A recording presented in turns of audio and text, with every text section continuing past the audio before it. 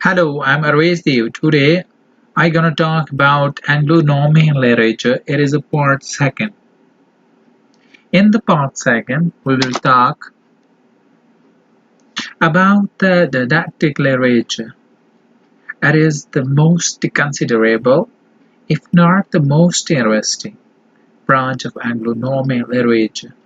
It comprises a large number of books written chiefly with the object of giving both religion and you know, uh, the criticism of religion and profane instruction to the Anglo-Norman lords and ladies.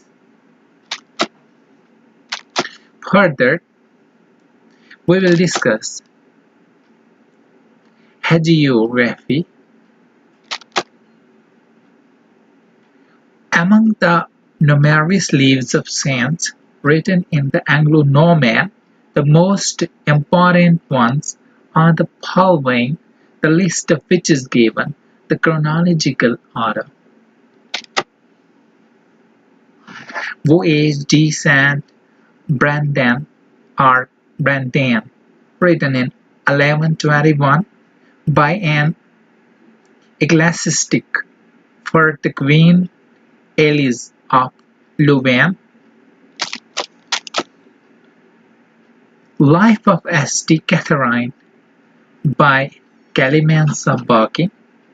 Life of St. Giles, 1170 by Guillaume de Bourneville. After that, in the Anglo-Norman literature, we will proceed ahead with the lyric poetry. The only extant songs of any importance are the 71 ballads of Gower. The remaining songs are mostly of a religious character, and most of them have been discovered and published by Paul Meyer.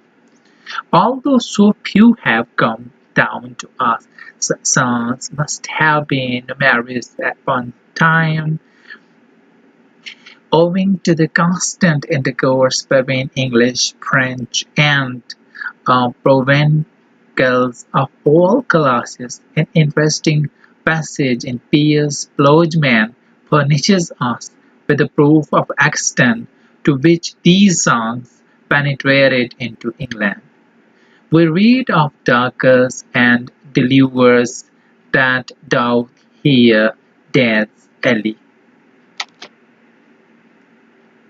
and drown forth the long day with dubious soul. Here another important lyric, that is Damn Amy. It's a prologue. One of the finest productions of the Anglo-Norman lyric poetry written in the end of the 13th century is the Planted d'Amour, and we may mention merely as literary curiosities various works of a lyrical character written in three languages, Latin and French or English, and in early English lyric, Oxford 1907, we have a poem in which a lover sent to his mistress a love greeting composed in three languages, and his learned friend replies in the same style, De amico ad amicem responsico.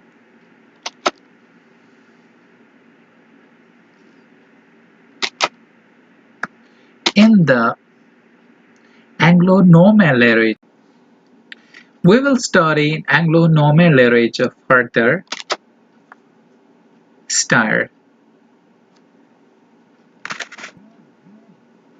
The popularity enjoyed by the Roman de Rennet and the Anglo-Norman version of the Route du Monde in England is proof enough that the French separate of satire was keenly appreciated. The clergy and the Père Six presented the most attractive target for the shore of the satirists. However, in Englishman raised his voice in favor of the ladies in a poem entitled "La Bound des Dames," and Nicholas boson, after having presented Bride as a feminine being whom he supposes to be the daughter of Lucifer, and after having Presley attract the women of his day in the Tort Orchial, also composed the Bound des Femmes, and which he covers them with a praise, commending their courtesy, their humility, their openness, and care with which with they bring up their children. A few pieces of political satire shows French and English exchanging enmities on their mutual shortcomings. The Roman des Francis by Henri de Contesis was written on the continent and can't be quoted as Anglo-Norman, although it was composed before 1204. It is a very separated reply to the French authors who have attacked English.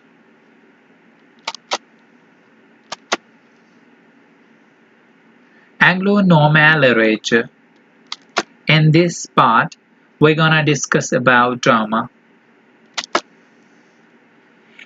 This must have had a considerable influence on the development of the secret drama in England, but none of the French plays acted in England in the 12th and 13th century has been preserved.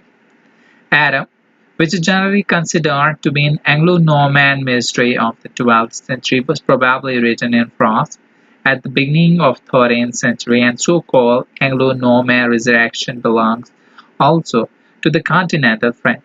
It is necessary to state that the earliest English morality seems to have been imitations of the French ones.